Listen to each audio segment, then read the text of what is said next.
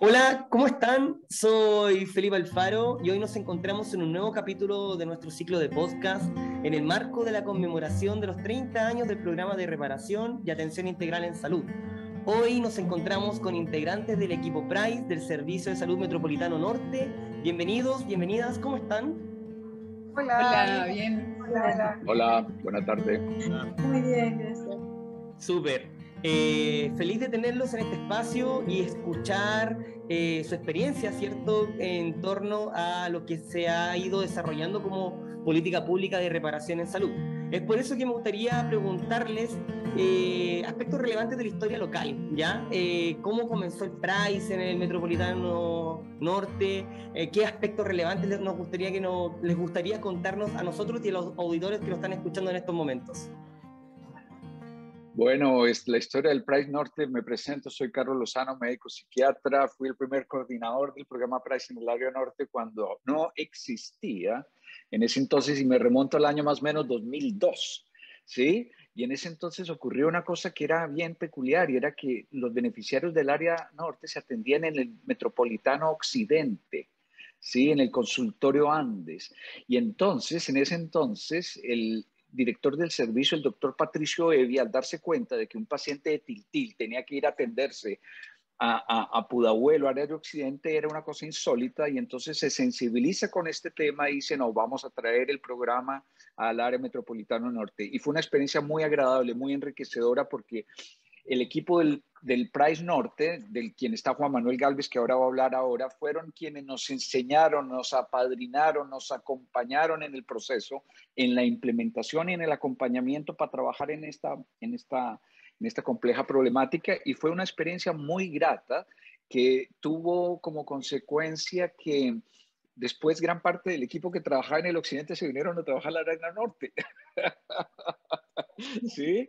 Y entonces fue traerse toda esa experiencia acumulada de años, porque este era un equipo muy afiatado, muy consolidado que logramos hacer, y esto fue algo que en lo personal para mí fue de las cosas más hermanables y entrañables que tiene el programa PRICE, y es en eso, cuando hay un vínculo comprometido, cómo los equipos se afiatan, se apoyan en esta temática.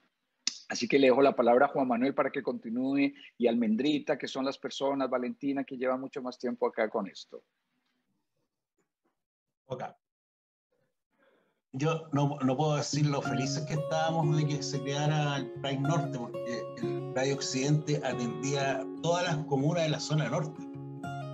En un lugar que era el consultorio Andes, definitivamente era un sucucho, teníamos 3 box, ¿no? En donde los dividía unos vidrios, y uno escuchaba cuando estaban haciendo terapia en el box del lado, o el médico estaba atendiendo en el box del medio, o el trabajador social estaba haciendo el ingreso a un paciente en el otro box.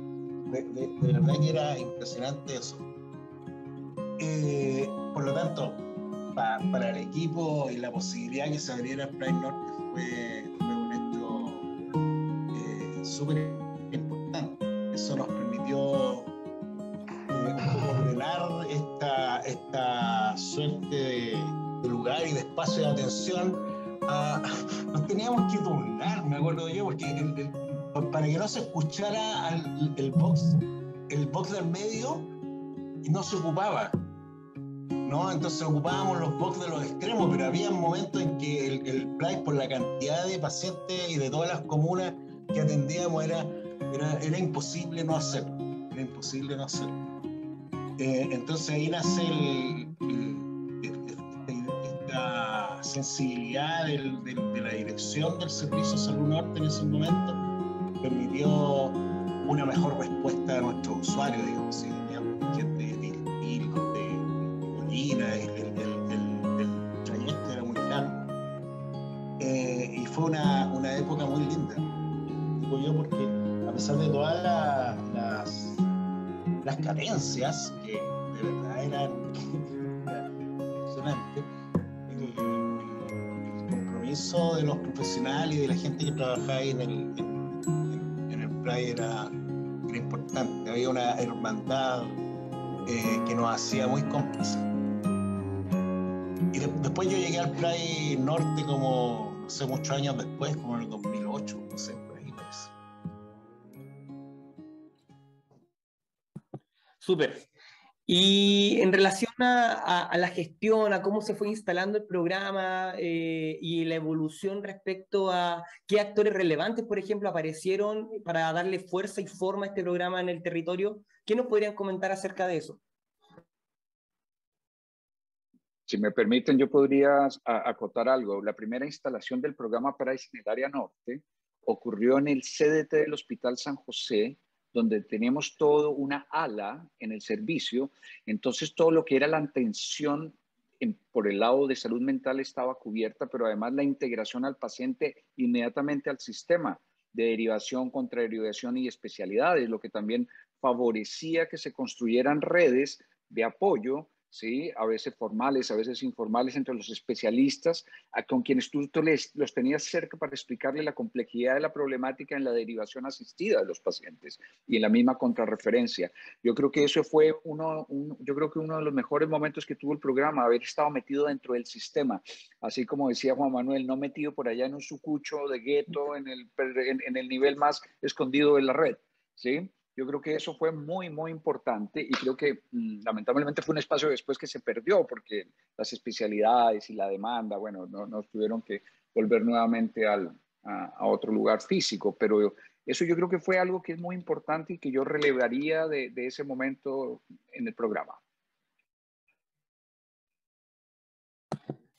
Excelente. Muchas gracias por traernos esa experiencia y cómo fue claramente tomando forma el programa en el territorio. Ahora bien, en relación a los vínculos que se generan desde el ámbito terapéutico, ¿cierto? Pero también desde el lado más humano de ustedes, y entendiendo que atienden a población que ha sido víctima de vulneración a derechos humanos, ¿cierto? Y son sobrevivientes también de esto. ¿Qué pasa con ustedes respecto a este fenómeno? ¿Cómo se generan estos vínculos y cómo estos vínculos repercuten en ustedes? Mira, yo, Valentina Rojas, una de las asistentes sociales del equipo, yo nací en Price, en el Price Suroriente. Desde ahí me fui a trabajar el 2009 al norte y llegué casi junto con Juan Manuel también como en ese mismo periodo. Los chiquillos, la Almendra y Juan Manuel, que tengo que decir que es psicólogo porque no se presentó, que uno de los psicólogos del programa, que además también fue coordinador, creo, del Price Occidente en su época. Entonces, vengo como esa es mi llegada al Price Norte, con una mirada que tenía el coordinador de la época de tratar de llevar algunos elementos al programa, porque desde fuera lo digo como una funcionaria que venía desde otro, en ese momento como que el Price Norte era como la envidia de todos los equipos, era como que queríamos ser o ir para allá porque estaban instalados en un espacio físico súper adecuado, con muchas posibilidades del acceso a lo que decía Carlos, a poder hacer derivaciones asistidas, de interactuar más con los otros funcionarios y tenía una llegada como más rápida, principalmente también por las gestiones que hacían muchas veces puerta a puerta los administrativos, que en ese tiempo la Almendra y Narciso, que iban a conseguirse las horas, hablaban con los especialistas. Entonces, como que todo el mundo, por lo menos desde el país donde yo estaba, siempre mirábamos con un poco de envidia al Price Norte, porque veíamos que tenía una capacidad de resolución importante para los pacientes. Y como abordar un poquito eso. Y como desde el tema de los vínculos, yo por lo menos, yo creo que la gran mayoría de los que estábamos en el Price en esa época, estábamos vinculados a temas de derechos humanos y además de una u otra manera también éramos Price. Yo soy Price, la Almendra es Price, muchos de los funcionarios de esa época son Price, entonces hay un vínculo histórico también relacionado con la temática. Entonces, para mí llegar a trabajar al Price fue un premio porque me titulé y llegué a trabajar después de haber hecho como carrera funcionaria. Llegar a trabajar al Price fue como el regalo de mi titulación, así como que no había sido mejor lugar para mí llegar a trabajar ahí porque siempre había estado vinculado a esos temas fuera del ámbito laboral. Llegar al Price fue un regalo. Entonces, como que yo creo que por ahí están los vínculos, principalmente de los funcionarios más antiguos del PRAIS. Y también ahí está el compromiso personal también con el tema. Hay un tema más emotivo que te vincula a la temática. Almendra, soy secretaria de aquí del PRAIS, ingresé al PRAIS el año 2004. Lo que cuentan mis colegas en realidad es así. Teníamos una suerte, por decirlo de alguna manera, que teníamos, digamos, todas las especialidades a nuestra disposición cuando estábamos en el CDT del Hospital San José. Pero éramos invisibles para el servicio. Nos volvimos muy visibles para conseguir cosas para nuestros pacientes, pero nosotros como equipo también fuimos quedando un poquito de lado. En ese tiempo nosotros teníamos en el equipo un solo computador que era para la secretaría, que no tenía tampoco internet, por lo tanto todo era de forma manual, todo era con fichas, muy a la antigua, con el paciente siempre presencial, con los beneficiarios siempre viniendo en familia casi todo, a inscribirse o a buscar algún tipo de atención.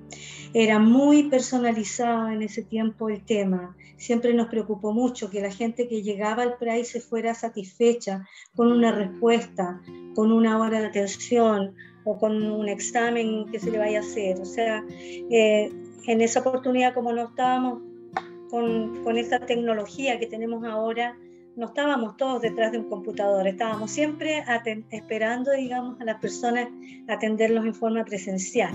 Éramos mucho más visibles para ellos también. Y bueno, conseguir horas para los funcionarios, con los funcionarios, digamos, para nuestros beneficiarios, fue súper bueno, porque en realidad la gente sentía tal vez que tenía una atención personalizada y muy rápida. Entonces eso para nosotros como funcionarios también era súper agradable, quedábamos muy contentos que en realidad las cosas pudiéramos ver en el mismo momento que lo que nosotros estábamos haciendo daba sus frutos. Eso quería decir. Hola, sí, bueno, yo soy Carolina Rojas, coordinadora actualmente de este equipo. Y bueno, respecto a la pregunta un poco de los vínculos y de la experiencia como ser humano detrás de este trabajo, inmediatamente me remonta un poco a los inicios sobre todo. Yo no partí jamás como coordinadora, partí como psicóloga. Y el empezar a conectar, a constatar una realidad que tú no te imagináis, que es, por más que tú hayas leído, hayas visto, o familiares o personas cercanas tuyas hayan vivido, cuando tú empiezas a conocer de fondo las historias que los pacientes traen, las historias de trauma, las historias de dolor, al principio es una realidad tan impactante que empieza a generar un montón de emociones. Lo hemos discutido también con otros colegas y lo hemos visto tan claramente cuando personas nuevas se van incorporando al equipo. Incluso hoy día ya les vamos advirtiendo las cosas que les podrían pasar y les ofrecemos soporte porque entendemos que es una experiencia tan impactante, es tanto el dolor y es tanta la maldad que uno ve que estas personas han vivido, que resulta tremendamente impactante primero, doloroso. Recuerdo muchas veces haber estado conversando con otros colegas respecto de casi cómo hacerlo para contener el llanto, para contener la cara de impresión, para contener la angustia.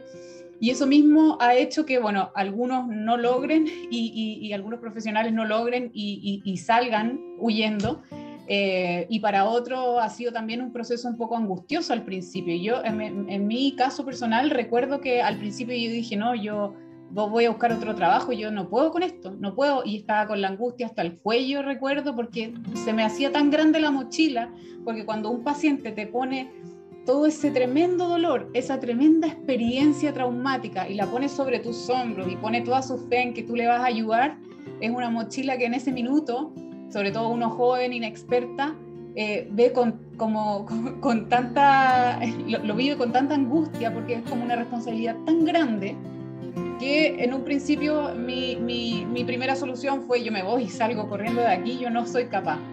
Sin embargo dije, ya lo voy a intentar, y personalmente lo que yo vi, la única forma de lidiar con mi angustia fue ponerme a estudiar y a estudiar y a estudiar y a estudiar, para poder sentir que tenía más herramientas para poder apoyar a estas personas que depositaban su confianza en mí.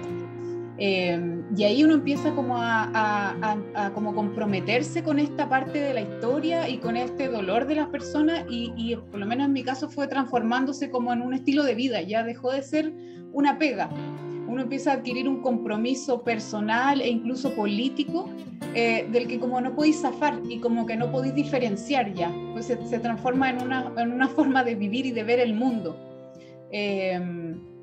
Así que desde ese punto de vista, a mí como este trabajo, llevo ya 11 años trabajando aquí en el PRICE, definitivamente me ha hecho ser la mujer que soy. O sea, si yo no hubiese pasado por esta experiencia, sin duda que no sería la misma. O sea, no tengo ninguna duda de eso.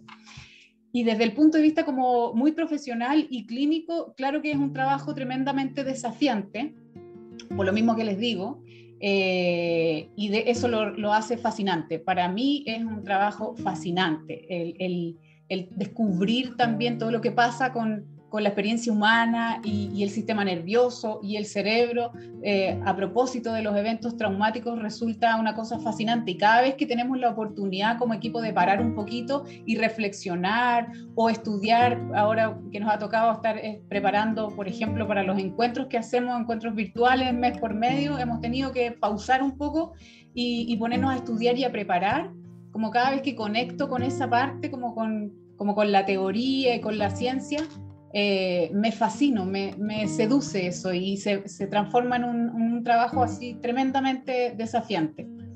Y por último, también cuando uno ha ido como descubriendo todo esto, toda esta historia que vivimos como país y toda esta experiencia que los pacientes nos traen, a mí en lo personal me empieza a generar la sensación de que por lo menos un granito de arena estoy pudiendo contribuir a esto tan grande y tan manoseado que es la reparación, que es un concepto casi abstracto hoy día, pero cada vez que me levanto y cada vez que vengo a la pega y cada vez que hago algo y que algo resulta y que un proyecto o una idea la podemos poner en marcha, etcétera, que tiene más que ver con mi pega hoy, me da una sensación como de gratificación tan grande, porque siento que a pesar de que tengo claridad de que la reparación no es lo que nuestros usuarios necesitan, no es lo que esperan, podemos contribuir con un pequeño grano de arena a que al menos uno o algunos de nuestros pacientes puedan sentirse de alguna manera algo reparado. Y por lo tanto es un trabajo que tiene sentido, totalmente tiene sentido para mí. Tampoco me vería en una pega más mecánica en la que no tuviese sentido lo que hago día a día.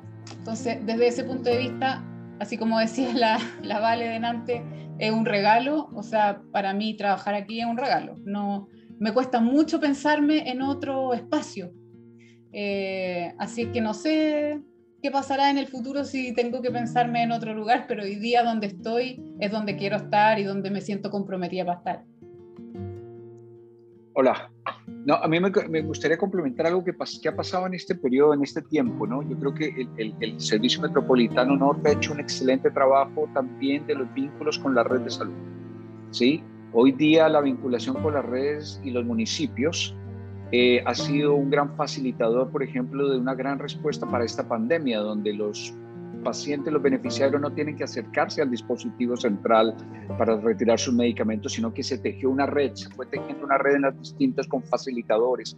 Y yo creo que ese es un trabajo notable que este Servicio Norte, que Carolina y los coordinadores que vinieron posteriores desarrollaron y lo hicieron bastante bien, y que yo quisiera rescatarlo, porque hoy día en esta época de COVID que nos toca empezar a descentralizar, a estar en ha sido muy óptimo. De hecho, a mí me tiene muy grato ver cómo el trabajo se afiató, se consolidó, y es una muy buena respuesta que de pronto es una experiencia que valdría la pena replicarla en otros espacios. Eso quería complementar. Oye, es que estaba recordándome cómo llegué yo al PRICE, y yo había egresado a la universidad y me había puesto a trabajar en temas de violencia, pero en violencia intrafamiliar y en violencia sexual, que eran como ámbitos en los que y de repente un día me llama a mí, en esa época estoy hablando hace mucho tiempo, como en el 95, ¿no? Me llama Juan Mas, actual director del psiquiátrico, y me ofrece un trabajo y me dice, mira, necesitamos un psicólogo que sea experto, comillas, experto en violencia y en violencia intrafamiliar. Y yo no tenía idea de qué era el PRAIS, no sabía absolutamente nada. Cuando yo ingreso así, ¿no? Como casi a boicotear el objetivo del PRAIS y la atención del PRAIS, y después de varios meses de entender la necesidad de un programa de reparación, me empiezo a ser casi un militante del PRAIS. Y de verdad que la idea, yo de ahí entendía que la idea de esto del PRAIS, de la reparación en derechos humanos, tenía como fechas de vencimiento, porque querían instalarle otro tipo de contenido, y Juan Mas siempre decía, otra vez el PRAIS, porque los viejos del PRAIS, cuando no les gustaba algo, se iban a tomar en la oficina del director de salud mental del Servicio de Salud Occidente. Entonces era como una cosa muy militante. De hecho, teníamos reuniones nosotros con todas las organizaciones de los viejos del PRAIS, por lo menos una vez cada 3 meses. Asistían todos, muchos usuarios, recuerdo yo, en locales en algunos sindicatos. Lo que nos hacía estar mucho más atentos a lo que estaba ocurriendo, ¿no? A tener un mayor compromiso. Esto del vínculo comprometido me hacía mucho sentido. Yo nunca dejé el PRAIS, o sea, siempre trabajo jornadas parciales porque hago otras actividades, pero está como en mi impronta, no sé, genéticamente, que he determinado para estar trabajando o estar instalado ahí. Hay un par de cosas que dice la Carola que estremecen, que nos deja de estremecer hasta el día de hoy. Relatos que uno escucha de los usuarios, que es imposible no conectarse, digamos, con esas pérdidas, con esos dolores, ¿no? Y que hace, por cierto, especialmente necesario que sea un programa que se mantenga en el tiempo. Eso. Muchas gracias a cada una de ustedes y cada uno de ustedes por traer tan importante respuesta a esta pregunta, que es conocer un poquito con lo que pasa a cada uno de ustedes con esta temática, que como ustedes muy bien lo dicen, hay profundas historias de dolor, profundas historias de vulneración, pero que impactan de una u otra manera en la forma en que se entiende el rol profesional, ¿cierto?, con el programa. Ahora bien, me gustaría preguntarles, nuevamente la violación a derechos humanos y la temática de derechos humanos vuelve a estar en la mesa como tema central país. En relación a esto, existen personas que están recién descubriendo esta temática o están despertando en sus conocimientos y quieren saber un poquito más acerca de esto. ¿Qué le dirían ustedes a aquellas personas que nos están escuchando en estos momentos y que quieren acercarse o aprender un poco más en torno a lo que es la reparación, los derechos humanos y sobre todo el PRAIS? No, yo me atrevería a opinar de pronto que la temática de derechos humanos es algo que no va a pasar de moda.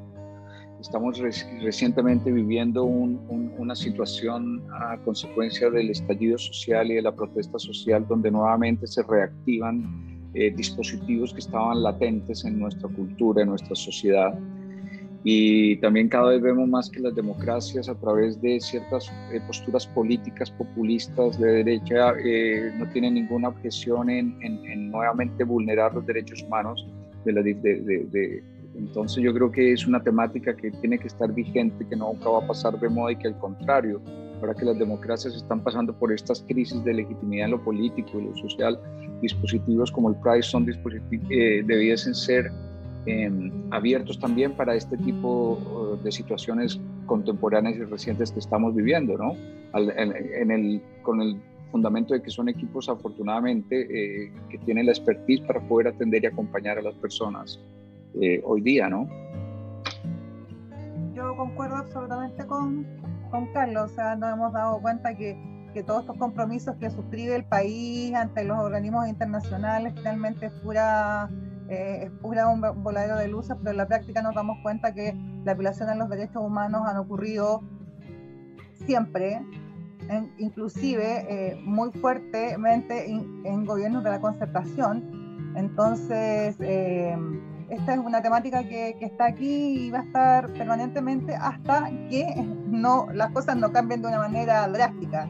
No sé cómo van a cambiar, porque con todo lo que ha pasado vemos que cada vez se acentúa más la violación a los derechos humanos.